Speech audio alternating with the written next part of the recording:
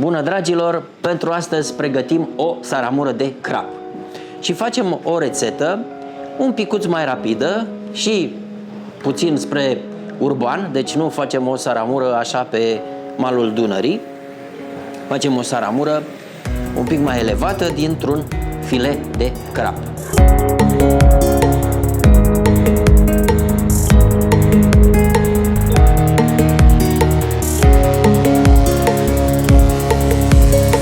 Mergem la piață și nu luăm crapul întreg să începem să ciopărțim la el, luăm numai fileul de crab.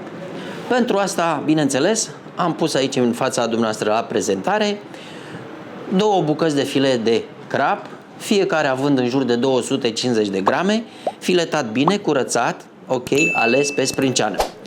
Lângă el, bineînțeles, avem un amestec de sare, că de-aia este saramură, deci avem un amestec de sare cu piper și cu ierburi aromatice, știți, amestecul de grătar pe care vi l-am prezentat anterior. Avem nevoie de usturoi, ardei gras, ceapă, ardei iute și câteva roșioare.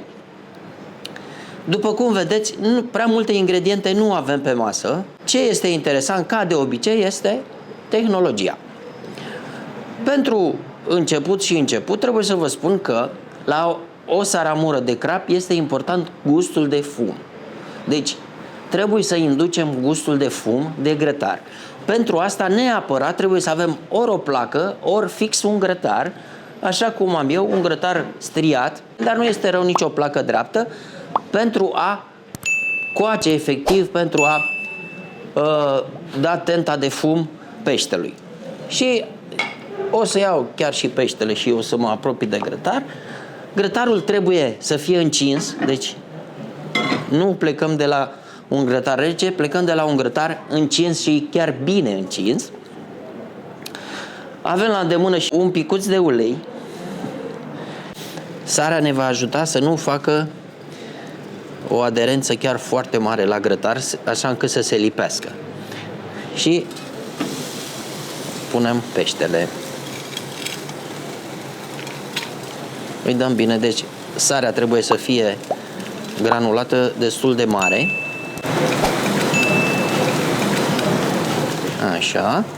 Deci vedeți că pune pe partea cu pielea, da?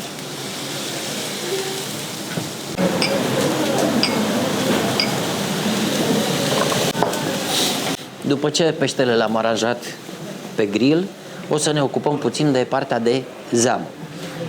Asta înseamnă că o să punem usturoiul, dar avem grijă neapărat să-i scoatem această inimă de germen.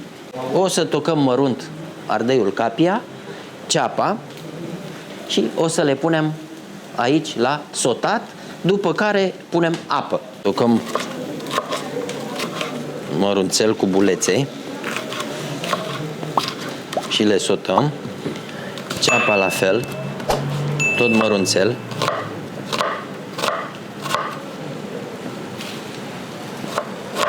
Nu punem chiar foarte multă,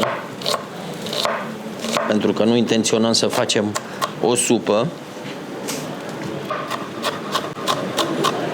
Și atucăm și usturoiul în fir de ulei.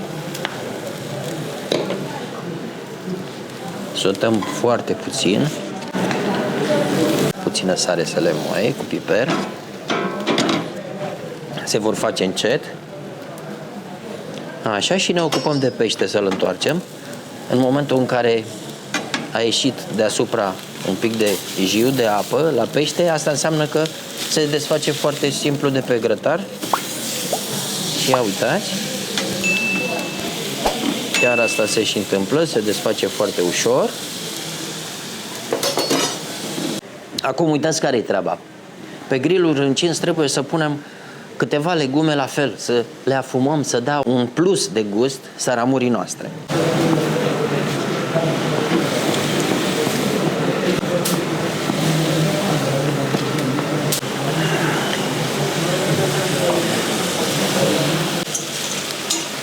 După ce s-au muiat puțin, nu facem altceva decât să punem apă.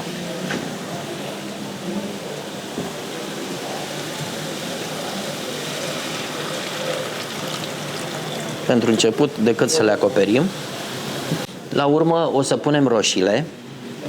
La roșii este important să le tăiem părțile superioare și inferioare, în așa fel încât să se cojească atunci când se încălzesc, pentru că nu vrem coși de roșie în preparatul nostru.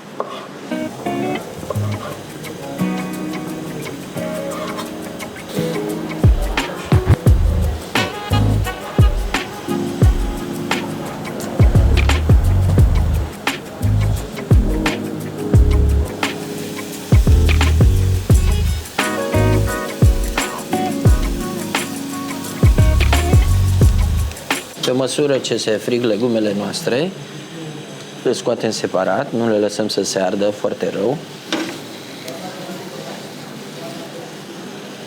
Le scoatem deoparte să le folosim atunci când montăm saramura noastră.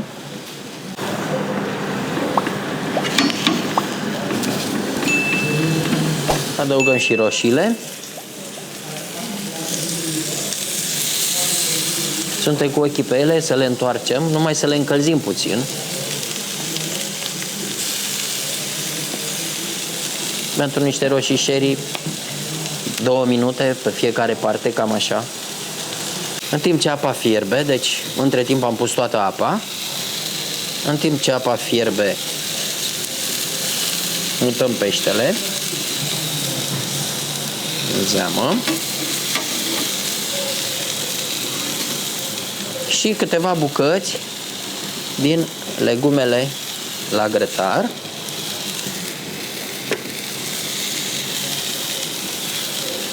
Și lăsăm să fiarbă la foc încet, în jur de 10 minute.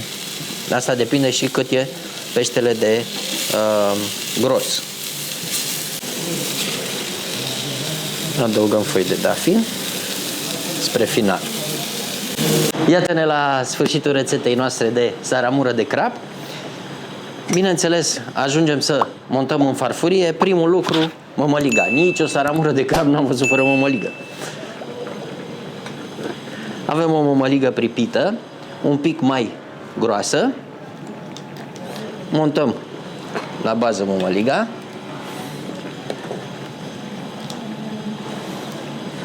Așa.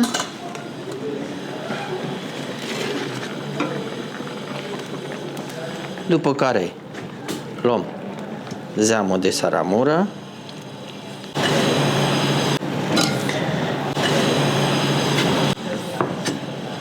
Așezăm legumele.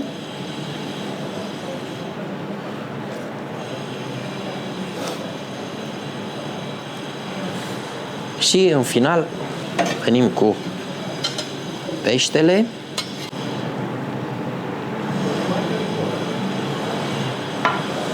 Pătrunjel.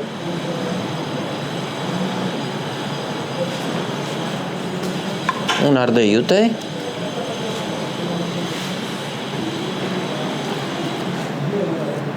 Și puțină sare, bineînțeles. Saramură de crab, făcută cu apă de Dunăre. De la 8 la 9 în fiecare zi curge la robinet apă de Dunăre. Deci, am terminat. Saramură de crab la restaurant Bulevard Ploiești. Poftă bună, spor la treabă!